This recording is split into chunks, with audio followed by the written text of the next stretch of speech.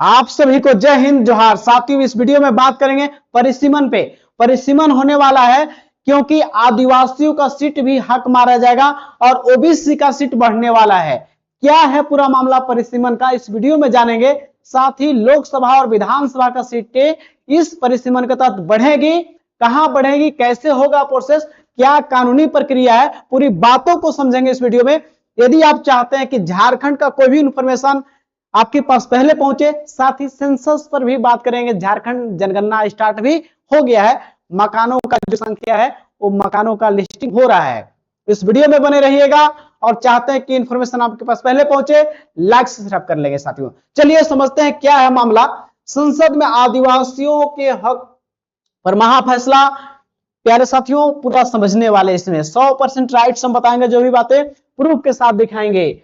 संसद में गुंजी मांग, आदिवासी राजनीतिक अधिकारों को समझौता नहीं। झारखंड में 2008 में वह रुका था परिसीमन, अब नई जनगणना से मांग 2008 का पता होना चाहिए आपको। 2008 में ये परिसीमन होने वाला था। तो क्या होता है मामला समझिएगा, पूरा इसको समझते हैं प्यारे साथियों बढ़िया से। परिसीमन क्या होता है और आपका मामला क्या है। 2008 में जो है परिसीमन होना था, तो इसमें रोक दिया गया और इसमें झारखंड की सभी पार्टियां, बीजेपी हो, कांग्रेस हो, जेएमएम हो, या जो भी पार्टियां विरोध की थी, एक साथ खड़ी हो गई थी और बोला गया। उसी समय संशोधन हुआ, 84वां संविधान संशोधन में कहा गया कि 2026 तक सीटें नहीं बढ़ेंगी, सीटें जो भी है इतना ही रहेगी। एससी एसटी का आरक्षण जो है वही रहेगा। एससी एसटी का जो भी आरक्षण है वो तय कर दिया है कि अब 26 तक कोई खतरा नहीं है, जो आरक्षण की बात है। पूरा परिसीमन को समझेंगे। अभी ये बता दें कि 26 तक रुका हुआ था, लेकिन 26 में समाप्त हो रहा है, तो अब नया परिसीमन लागू हो जाएगा 2029 के चुनाव में। समझिए परिसीमन का अर्थ क्या है। जनसंख्या के अनुपात में लोकसभा और विधानसभा क्षेत्रों की सीमाओं के दोबारा तय करना और सीटों को संख्या बढ़ाना। जो जनसंख्या, ये आपको जो सीटें हैं 81 सीट जो झारखंड में लो आपका विधानसभा के एमएलए का है, ये आपका 1971 के जनगणना पर है। समझिए 71 के जनगणना पे है। तो अब क्या होगा, नया जो परिसीमन होगा 2011 के जनगणना के हिसाब से होगा। आप बोलेंगे सर कि 2026 में भी जनगणना शुरू हो गया है, तो जनगणना 2027 में अंतिम तक पूरा होगा, इसलिए इसके माध्यम से होगा। तो 2029 के चुनाव में संभव नहीं है इसको लागू हो पाना, इसलिए 11 के जनगणना के हिसाब से ही अब तय होगा झारखंड में सीटों की संख्या। पूरा बताएंगे, सीट कितना बढ़ेगा कितना घटेगा। समझिए यहाँ पे बताते हैं प्यारे साथियों। देखिए यहाँ पे लिखा हुआ है 84वां संविधान संशोधन 2001 के तहत देश में सीटों की संख्या बढ़ाने पर 2026 तक रोक लगा गई, रोक थी, फ्रीज था कि 2026 तक आप सीट नहीं बढ़ा सकते हैं। अब आगे मामला देखिए, अब 2026 आ चुका है, आप जान रहे हैं, इसलिए रोका हुआ जो भी संवैधानिक कानून था समाप्त हो रहा है। अब क्या होगा आप समझिएगा बढ़िया से। देखिए यहाँ पे परिसीमन का मुख्य बिंदु पर बात करेंगे। झारखंड परिसीमन 2026, झारखंड परिसीमन बात करते हैं। 2026 की परिसीमन में आपको बात करने वाले हैं। पता है कि लोकसभा और विधानसभा का सीट भारी बढ़ोतरी होगा झारखंड में। जो लोकसभा की सीट है वर्तमान में 14 है। कितना लोकसभा है, 14, तो ये आपका 21 या 22 सीट हो जाएगा।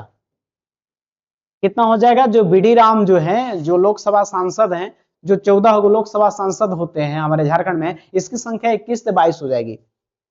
और साथ ही आरक्षण भी जो एसटी एससी का है नए तरीके से तय होंगे, क्योंकि इस बीच में क्या हुआ, एसटी का खासकर जनसंख्या घटा है और बाकी जो जाति उनकी संख्या बढ़ा है। तो एसटी का आरक्षण जो है ये 14 जो है आपका है, 14 में हो सकता है कि 5 सीट जो है आपका में घट जाए आरक्षण का। अब बात करते हैं विधायक का। झारखंड में जो एमएलए विधायक विधानसभा सीटों की संख्या 81 से बढ़कर आपका 125 के आसपास हो सकता है।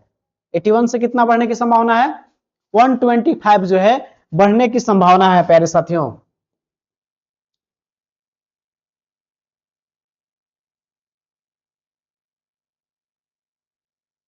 तो आप देख लेंगे, यहां पे थोड़ा सा ध्यान दीजिएगा। अब पूरे भारत में बात करें तो लोकसभा की सीटें वर्तमान में जो है, लोकसभा की सीटें कितनी हैं, 543। जो बढ़ के कितना हो जाएगा 815 या 48 की संभावना हो रहा है। तो झारखंड में 14 से कितना हो रहा है 21 या 22। तो हर राज्य में सीटों की संख्या बढ़ेगी। उसी प्रकार विधानसभा के सीट झारखंड में बात करें तो 1.5 गुना वृद्धि होने की तय है। कितना 1.5 गुना। लोकसभा में भी 1.5 गुना बढ़ने की संभावना है और विधायक का भी विधानसभा में 1.5 गुना। तो आप देखिए यहाँ पे कि लोकसभा में 14 से कितना हो जाएगा 21 से 22 यहाँ पे दिया हुआ है। और भी चीजें आपको बताते हैं, स्पष्ट करते हैं। और आपका विधायक का सीट हम बता रहे हैं कि 81 है वर्तमान में, आपको 120 से 30 के बीच में संभावना है। वही 125 के आसपास जो है विधायक अब चुने जाएंगे। तो नया आरक्षण भी तय होगा। यहाँ पे पता है कि आरक्षण जो है सीटें में जनरल का सीट जो है, जनरल आपका है, आपका कितना है बताइएगा 28। किसका है एसटी का आपका 28 है, एससी का 9 है, 28 9 37 और कितना बचा आपका जनरल का 44 सीट है। तो हो सकता है एसटी का सीट जो आरक्षण है वो घट सकता है और सीटें बढ़ रही हैं। तो बहुत सारे उतल पुतल देखने को मिल सकते हैं और खासकर आदिवासियों की सीटों की संख्या आरक्षण में घटने की संभावना है। ओबीसी का बढ़ने की, ओबीसी का मामला यहाँ पे आ रहा है। यहाँ पे महिला लोग को 33% आरक्षण मिल जाएगा। यानी कि अब यहाँ पे जो आप देख रहे हैं 120 ही मान लीजिए, 120 में जो है विधायक का सीट हो जाएगा झारखंड में। तो इसमें से 40 सीट किसको मिल जाएगा, इसमें 40 सीट महिला लोग को आरक्षित हो गया। यानी कि 120 में 40 पर महिलाएं ही विधायक बनकर जाएंगी विधानसभा में। तो महिलाओं का आवाज बढ़ेगा, महिला सशक्तिकरण बढ़ेगा, महिलाओं की आवाज बढ़ेगा। तो कहीं ना कहीं इस मुद्दा पे काम हो रहा है। तो मूलभूत बात आपको बता दी कि लोकसभा का सीट 14 से 21 से 22 और साथ ही विधानसभा का सीट जो आपका है कितना हो जाएगा 125 के आसपास। तो इसमें से 40 से 42 सीट जो है महिला लोग के लिए रहेगा। और इसमें भी वही मान लीजिए 7 सीट जो आपका है लोकसभा में महिलाओं के लिए रहेगा। तो प्यारे साथियों बहुत ही आपका बदलाव आने वाला है। ये चुनाव में अभी लागू नहीं होगा।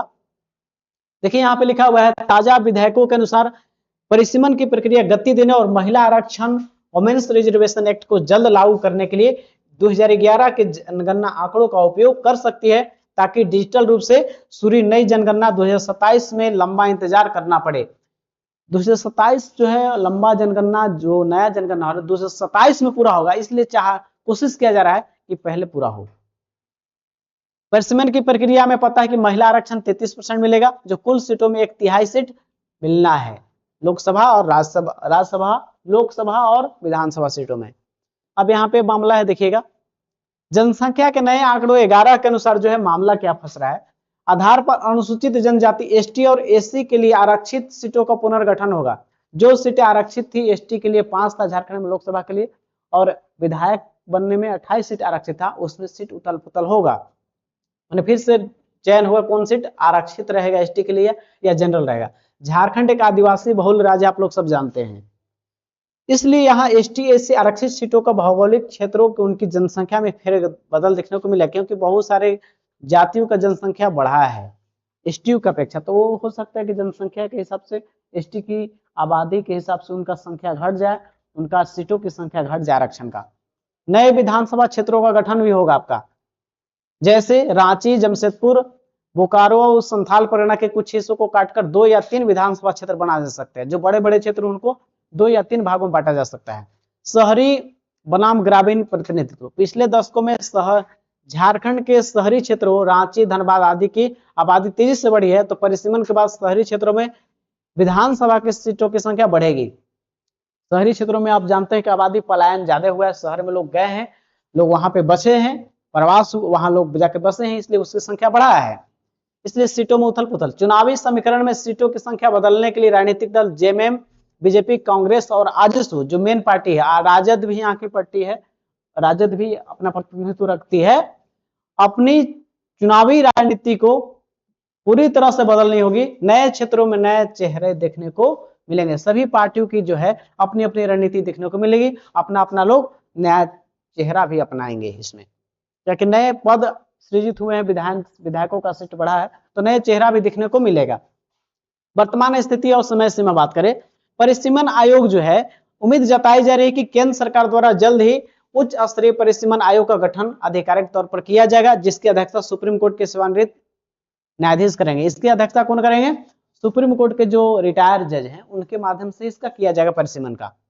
लागू होने के समय यह पूरी तरह से कवायद है, सीमाओं को दोबारा खींचने का काम 2029 के आम चुनाव में जनरल इलेक्शन से पहले पूरा करने का लक्ष्य है। यानी मिला जुला के जान जाइए कि आपका ये जो सीट बढ़ेगा भी तो कब लागू होगा, 29 का चुनाव जो होगा लोकसभा और झारखंड में विधानसभा, तो आपको लोकसभा और विधानसभा का जो भी है वो चीजें वहां पे लागू हो जाएगी, सीटें बढ़ जाएगी, नए क्षेत्र भी बनेंगे, तो विधायक का सीट बढ़ेगा तो नया क्षेत्र भी आपको आएगा, तो नया उम्मीदवार भी देखने को मिलेगा पार्टी का।